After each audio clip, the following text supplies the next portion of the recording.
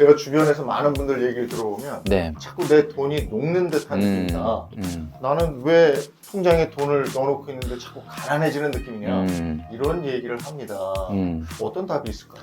사실 그런 느낌이 정답입니다. 진짜 아. 그렇거든요. 이제 왜 그러냐면은 우리가 과거에는 사실 이렇게 자산시장에 전 국민이 관심을 가져본 적이 없어요. 오늘도 아침에 아이스 아메리카노 한 장 테이크아웃해서 먹어도 2,000원이고, 그리고 또 국밥집에 가서 국밥을 먹어도 작년에도 한 달 전만 해도 10,000원, 지금도 10,000원, 11,000원 이 정도니까 난 원화를 쓰고 있으니까 뭐 내 통장에 돈이 그렇게까지 뭐 숫자로는 많이 줄어들고 있지 않은 것 같다. 근데 최근에 자산 가격이 너무 빨리 올라가니까 이게 사실 달러로 계산을 해보면 저희 전 국민이, 대한민국의 모든 국민이 사실은 한 25% 정도 가난해진 거거든요. 왜냐하면은 우리가 달러가 지금 강해진다고 생각하고 있지만 이거는 원화 대비해서 강해지는 거고, 여러분도 아시겠지만 달러 인덱스라는 게 있지 않습니까? 이거는 원화 대비해서 달러 가치를 나타내는 게 아니라 세계 주요국 통화 대비 달러 가치를 나타내는 건 3년 전에 비해서 지금 10% 정도 달러가 떨어졌거든요. 그런데 그 달러 대비해서 원화가 25% 정도 3년 동안 떨어졌으니까 우리는 그냥 가만히 앉아서 달러로 계산한 걸로 보면은 한 25% 정도 가난해졌다. 이렇게 생각을 할 수가 있는 거고, 지금 우리 좀 전에 말씀해 돈이 녹는 것 같다. 요즘 이런 표현들이 굉장히 유행인데, 보니까 3년 동안에 일어난 일입니다, 여러분. 3년 동안에 나스닥이 202% 올랐거든요. 그리고 금이 230% 올랐어요. 자, 이 두 가지를 딱 얘기했는데 벌써 여러분들, 이 두 가지가 나를 피해가네? 그러면 일단 벌써 약간 이미 피해갔어요. 이미 피해갔죠. 거기다가 비트코인이 요즘 최근 좀 많이 떨어졌지만 400% 올랐어요. 지난 3년 동안. 지난 3년 동안. 그럼 이 세 가지만 얘기해도 다 200% 이상 올랐잖아요. 야, 나는 이 세 가지가 다 피해가네? 그러면 마음속에 굉장히 공포감이 드는 거예요. 부담스럽습니다. 아니, 그러면 나는 뭐 아파트 하나밖에 없으니까, 그럼 아파트는 얼마 올랐느냐? 자, 최고 잘 나간다는 강남 아파트를 기준으로 44% 올랐어요. 요게 한강 안 보이는 강남의 아파트를 평균 낸 거거든요. 그러니까 이거 생각해 보니까 뭐야 이거. 나는 그나마 하나 갖고 있는 게 아파트인데, 물론 강남은 아닐 수 있겠지만 아파트는 44%밖에 안 올랐어요. 이러니까 많은 분들이 자꾸 착각을 하는 게 안 되겠다. 지금이라도 빨리 위험 자산에 돈을 옮겨야 되겠다. 이런 생각을 하시는데, 물론 좋긴 한데요. 지금 제가 좀 전에 말씀드린 나스닥 202%, 금 230%, 그 다음에 비트코인 400% 이렇게 얘기했잖아요. 근데 실제 돈 번 건 누가 번 거냐? 누가 돈 벌었냐? 사실 나스닥에 돈을 우리가 많이 투자하고 있지만, 뭐 주변에 물어보시면 아시겠지만 막 몇 억씩 넣는 분은 솔직히 그렇게 그렇죠. 없거든요. 집 외에는 그렇게 집 느끼기 외에는. 힘들어요. 그러니까 실제 강남 아파트는 38억이 지금 55억 된 거예요. 그러니까요. 사실은 진짜 돈 번 거는 원금이 큰 사람이 돈을 버는 거예요. 결론은 원금에 있다. 수익률에 있는 게 아니죠. 그러니까 우리가 자꾸 착각을 하는 게 수익률에 있을 거라고 생각을 하는데, 답이 원금에 있는 거예요. 눈덩이 굴러가는 거 생각하면 맞아요. 돼요. 스노우볼 이펙트라고 하죠. 눈이 굴러가. 그래서 여기서 우리 구독자분들이 좀 생각해 봐야 되는 건, 그렇구나. 수익률이 중요는 하지만 원금이 커야 되는데, 한번 우리 구독자님들 생각해 보세요. 이렇게 굉장히 의미 있게 큰 돈을 굉장히 오랫동안 위험 자산에 넣어 놓을 수 있나요? 없죠. 그런 사람도 있겠지만 많지 않잖아요. 그러니까 우리가 지금 자산시장에 뛰어들기 전에 이거 하나는 한번 생각을 해봐야 돼요. 원금 곱하기 시간 곱하기 수익률입니다. 자, 뭐라고요? 원금 곱하기 시간 곱하기 수익률. 자, 그런데 원금이 일단 중요하다는 걸 우리가 깨달았잖아요. 근데 우리 일반적인 직장인 분들 같은 경우는 굉장히 큰 원금을 굉장히 오랫동안 위험자산에 넣어놓을 수가 없기 때문에 뭘 생각해야 되냐면, 그러면 내 돈 중에 그래도 그나마 작더라도 오랫동안 투자할 수 있는 돈이 뭐냐, 이걸 생각을 해야 되거든요. 그러니까 3년 안에 뭐 이사 갈 계획이 있다, 3년 안에 결혼할 계획이 있다, 3년 안에 집을 살 계획이 있다. 그러면 일단 근본적으로 지금 투자를 절반 이상 하는 건 불가능합니다. 그러니까 여러분들이 생각하는 돈 중에, 나는 이 정도 돈은 내가 한 달에 버는 것 중에 이 정도 돈은 나 10년은 진짜 안 써도 돼 라고 하는 돈만 투자를 생각하십시오. 그리고 특히 올해는 여러분도 아시겠지만은 정말 변화가 많을, 좀 이따 말씀드리겠지만, 그렇기 때문에 물론 투자를 해야 되겠지만은 좀 조심해야 될 부분이 있다라는 이야기죠.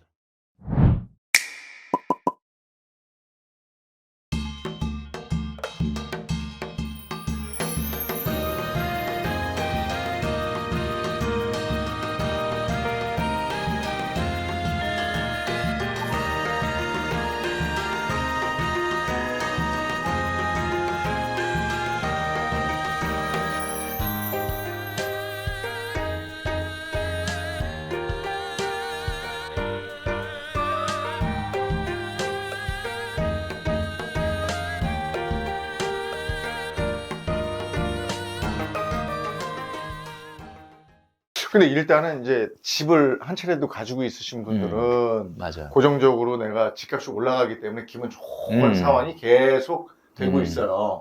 집값은 떨어지지 않았단 말이죠. 네네네.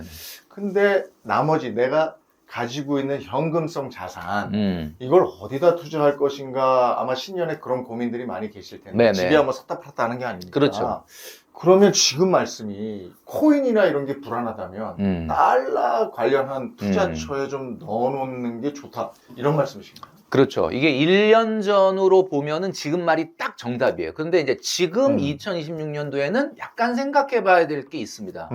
그러니까 여전히 달러로 된 자산에 투자하는 것이 유망하다라는 거는 모든 전문가들이 얘기를 하는데 조금 조심해야 되는 거는 이제 얼마 전에 여러분들 뉴스를 보셨겠지만은 미국이 베네수엘라를 공습을 했습니다. 근데 이게 공습이라는 전쟁이 아니라 이거는 어떻게 보면은 범죄자를 사실은 심판한 거다. 뭐 이런 식으로 이제 어떻게 보면 국제법을 조금 피해가기 위해서 그런 표현들을 좀 많이 쓰고 있는 것 같은데 올해는 달러 자산이 강해질 요인과 약해질 요인 두 가지가 다 충돌하고 있기 때문에 무작정 이제는 돈이 원하는 노가 나고 있기 때문에 무조건 달러로 된 자산에 미국 주식에 S&P 500에 나스닥에 무조건 들어가야 되겠다라고 생각하는 것을 조금 생각을 하시긴 하시되 같이 좀 균형감 있게 생각하셔야 되는 게 예를 들면 이런 요인입니다.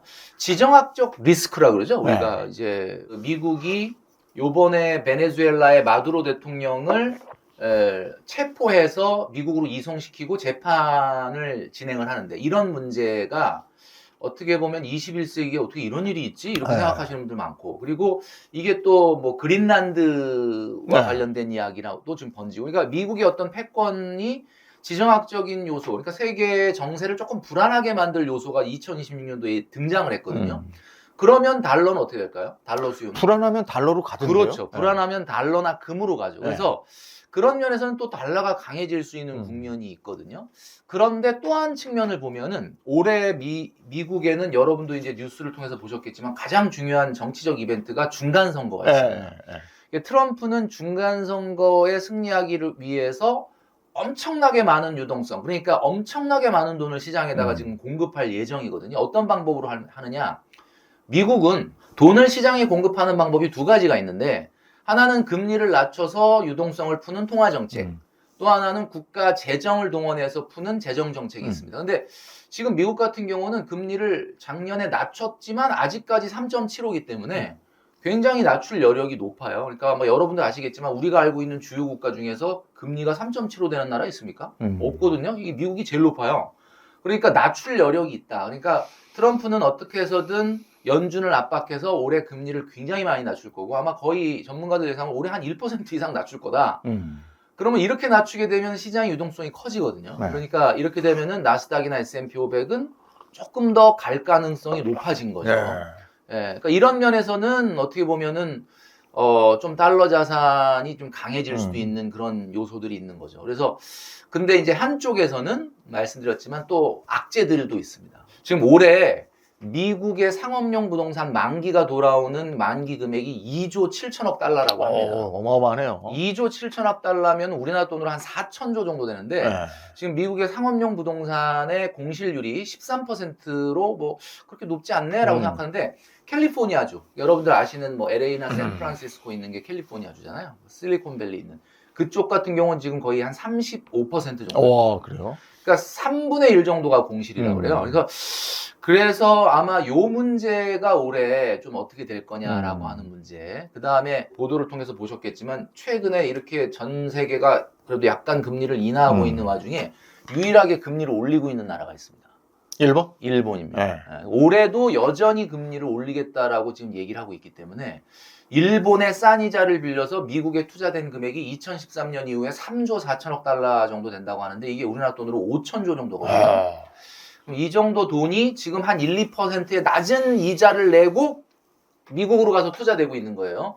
근데 만약에 일본이 금리를 어쨌든 조금이라도 올리게 되면은 이 이자가 1, 2%가 아니라 3, 4%가 될 수도 있고 그렇게 되면은 이자가 부담스러워서 미국에서 샀던 채권이나 주식을 팔고 일본으로 이제 다시 돈이 들어오는. 그러니까 우리가 흔히 엔캐리 트레이드 청산이다 이런 거 들어보셨을 텐데 이런 것들이 올해 만약에 본격적으로 나타난다면 또 시장을 뒤흔들 수 있는 요소가 될 수도 있다. 그러니까 지금 제가 말씀드린 것처럼 대체적으로는 올해 미국에 투자하는 달러 자산인 뭐 S&P 500이 나스닥이 상승할 걸로 예상은 하는데 중간중간에 이런 것들이 툭툭 튀어나오면서 시장을 흔들 가능성이 있거든요.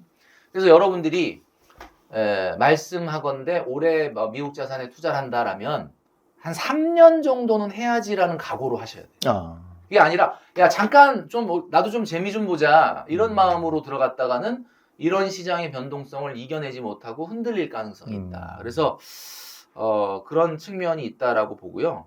또 하나 이런 재테크 할 때요. 네. 요즘에 저는 외벌이입니다만 맞벌이가 많잖아요. 맞아요. 근데 맞벌이들 보면 부부가 따로 자산을 관리하는 경우가 있더라고요. 안 가르쳐줘 또. 맞아요. 뺏어갈까 봐 그러고. 네, 뺏어갈까 봐. 이걸 따로 관리하는 게 좋습니까? 합쳐서 관리하는 게 좋습니까? 뭐 사실 우리 구독자분들 다 네. 느낌이 오시겠지만 가장 이상적인 거는 합쳐서 하는 거죠. 네, 왜냐하면 우리가 시너지라는 말을 많이 하잖아요. 시너지. 우리가 아까 눈덩이.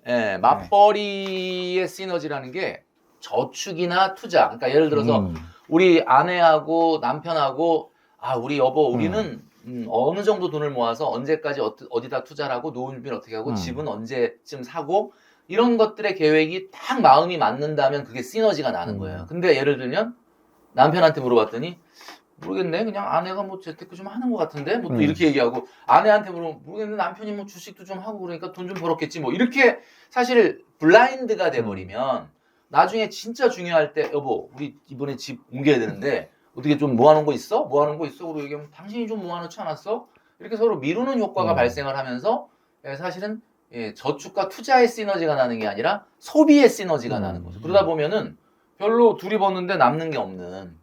그래서 요즘 부부들 보면 이런 게 많아요. 뭐 어디서 합쳐야 된다, 오픈해야 된다 이런 얘기는 또 많이 들으셔가지고 나 월급 얼마고 당신 월급 얼마다라는 것까지는 공개를 해요.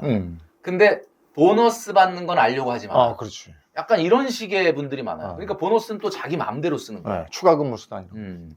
이런 것들이 되다 보면은 당연히 자산 관리에는 불리할 수밖에 없다라는 이야기죠.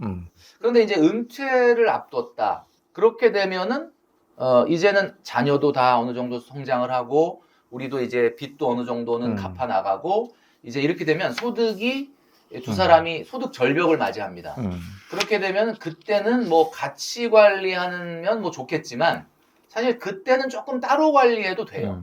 그러니까 오히려 나중에 노후에 들어갈 때쯤이면은 뭐 각자 필요한 생활비를 좀 내놓고 내가 준비한 공동의 어떤 그런 걸 외에 나머지 본인의 돈을 본인이 좋아하는 취미나 여가 생활에 쓴다든지 아니면 뭐 노후에 두 부부가 같은 취미를 하고 같은 여가 생활을 보낸다면 좋지만 또 요즘은 또 다른 취미나 여가 생활을 보내는 분들도 많으니까 오히려 사회초년생 때 합치는 것이 필요하다 이렇게 말씀드리고 싶습니다. 그리고 나중 되면요 갑자기 이제 남편 입장에서 보면 돈이 마를 때가 있어요. 그래서 돈이 필요한데 아내가 맞아. 그동안 내가 좀 모아놨던 돈이 있어. 이거 가지고 한번 어떻게 해봐. 그렇게 고마울 수가 없어. 이건 뭐 고마운 정도가 아니라 이거는 갑자기 감동이지 감동. 근데 그런 적이 없어요. 이건 좀 그렇게 할 수 있도록 서로 그 뒷주머니 차원이 아니고 좀 이렇게 비밀스럽게 모아놔서 나중에 이 가정을 위해서 큰 힘이 되는 돈, 이 정도는 있었으면 좋겠다. 그렇죠. 이런 생각이에요. 1부에서는 저희가 2026년 재테크를 약간 거시적인 차원에서 봤다면 2부에서는 우리가 세부적으로 들어가서 어떻게 하는지를 또 한번 얘기 나누도록 하겠습니다.